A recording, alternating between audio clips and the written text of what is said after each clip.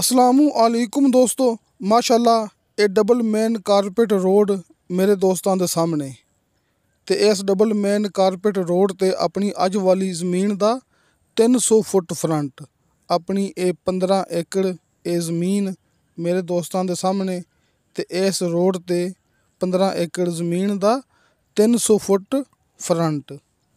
दोस्तों माशाअल्लाह बहुत अच्छी खूबसूरत खास लोकेशन अज दे दौर की लोकेशन के हिसाब नाल इंतहाई सस्ती, क्योंकि मेरे दोस्तों ने सिर्फ ज़मीन की कीमत वाल गौर नहीं करनी, मेरे दोस्तों ने ज़मीन की लोकेशन वाल गौर करनी है।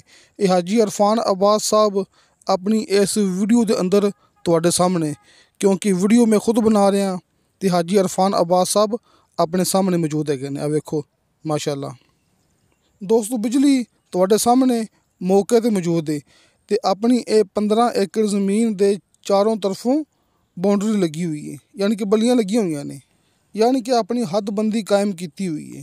ये 15 एकड़ ये ज़मीन मुकम्मल आबाद ये मेरे दोस्तों के सामने। दोस्तों ये तहसीलो ज़िला चकवाल का इलाका जे, यानी कि ज़िला भी चकवाल तहसील भी चकवाल। तो मेरे दोस्तों को पता है इस इलाके गिनती होंगी है कनाल के हिसाब नाल, लिहाजा ये अपने को 120 कनाल ज़मीन हैगी जे। ये बिजली आबादी ये आस पास डेरे ये तमाम चीज़ां अपनी वीडियो तुसी दोस्त देख सकते जी। दोस्तों नीला दुला इंटरचेंज तो सिर्फ 9 किलोमीटर फासला है टोटल अपनी ज़मीन तक, यानी कि मोटरवे के भी इंतहाई करीब है। नीला दुला इंटरचेंज तो दोस्तों ने 9 किलोमीटर सफ़र करना है इस कारपेट रोड ते, जड़ा डबल मेन कारपेट रोड ये सामने अपने मौजूद है ना, जिथे अपनी ज़मीन का 300 फुट फ्रंट है। इस कारपेट रोड ते दोस्तों ने 9 किलोमीटर फासला तय करना है, यानी कि नीला दुला इंटरचेंज तो लैके मोटरवे तो लैके अपनी ज़मीन तक 9 किलोमीटर फासला है, यानी कि तुसी 5 मिनट तो पहले तुसी इत्थे पहुँच सकते जी। अपनी ड्राइव के जरिए तुसी 5 मिनट तो पहले इत्थे पहुँच सकते जी मोटरवे तो लैके। इन्वेस्टमेंट ज़राअत बागात जैतून का बाग किसी भी किस्म के फार्मिंग के शौकीन हजरात इन्हां चीज़ों लिए बड़ा ही खास मौका है, यानी कि लोकेशन के हिसाब नाल बिल्कुल मुनासिब कीमत। नीचे दोस्तों 70 फुट ते शर्तिया मीठा पानी ते बेशुमार पानी मिलेगा।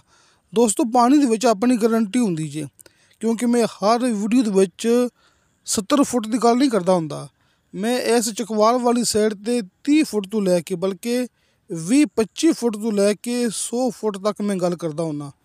यानी कई रकबे में ऐसे दिखाए ने जिथे मैं गल करता हुन्ना 50 तो 60 फुट नीचे पानी है, तो कुछ रकबे में ऐसे दिखाए ने जिथे 80 फुट के नीचे पानी होंदा है, तो कई रकबे में ऐसे भी दिखाए ने जिथे कि 25-30 फुट के नीचे शर्तिया मीठा पानी होंदा है।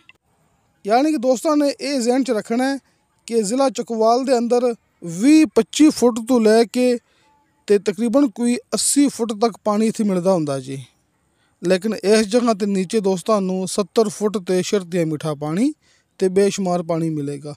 अच्छी ते खालस मट्टी वाली ये ज़मीन मेरे दोस्तों के सामने। अब वेखो आस पास आबादी, वेखो आस पास डेरे, ये वेखो ये मुकम्मल लोकेशन ये मेरे दोस्तों के सामने। क्योंकि मैं दोस्तों को बार बार यही दसन की कोशिश करता पाया कि इनकी लोकेशन खास हैगी जी। आस पास डेरे, आस पास आबादी, बड़ा ही खास माहौल। अपनी ज़मीन के अंदर इस टाइम फसल लगी हुई जे। एक बंदे ने देने ने बयान, यानी कि एक मालक के नाँ ते ये ज़मीन है। तो बाकी दोस्तों गल उवें ही है जिवें मैं हर वीडियो दे विच करदा हुन्ना कि हल्के फुल्के बयाने ते मेरे दोस्तों को मिलेगा मुकम्मल ज़मीन का कब्ज़ा, यानी कि बयाने ते कब्ज़ा। तो अल्हम्दुलिल्लाह अल्लाह ताला दा बड़ा शुक्र है, ये गल मैं बार बार करदा हुन्ना कि हल्के फुल्के बयाने ते ज़मीन का कब्ज़ा लैके देने वाला काम सब तो पहले हाजी इरफान अब्बास साहब ते उन्हां दी टीम ने शुरू किया सी इस इलाके च। यानी कि ये भी रिकॉर्ड अपने कोल मौजूद हैगा जी। हल्के फुल्के बयाने ते दोस्तों को मिलेगा मुकम्मल ज़मीन का कब्ज़ा। ते नाल नाल अपने दोस्तों ने यह भी गल बार बार करते हुन्ने आ कि दोस्तों फेक वीडियो तो बचो, हकीकत की तरफ आ जाओ। फेक वीडियो तो बचो, हकीकत की तरफ आ जाओ। तुसी दोस्तों ने किसी के गलत कमेंट ते एतबार नहीं करना। तुसी एक गल ज़हन च रखनी है, ਜਿਹੜੇ ਗਲਤ ਕਮੈਂਟ ਕਰਦੇ ਨੇ, ਤੁਹਾਨੂੰ ਦੋਸਤਾਂ ਨੂੰ ਗਲਤ ਗਾਈਡ ਕਰਨ ਦੀ ਕੋਸ਼ਿਸ਼ ਕਰਦੇ ਨੇ, ਉਹ ਆਪਣੇ ਨਾਲ WhatsApp 'ਤੇ ਰਾਬਤਾ ਨਹੀਂ ਕਰਦੇ ਪਏ ਜੇ।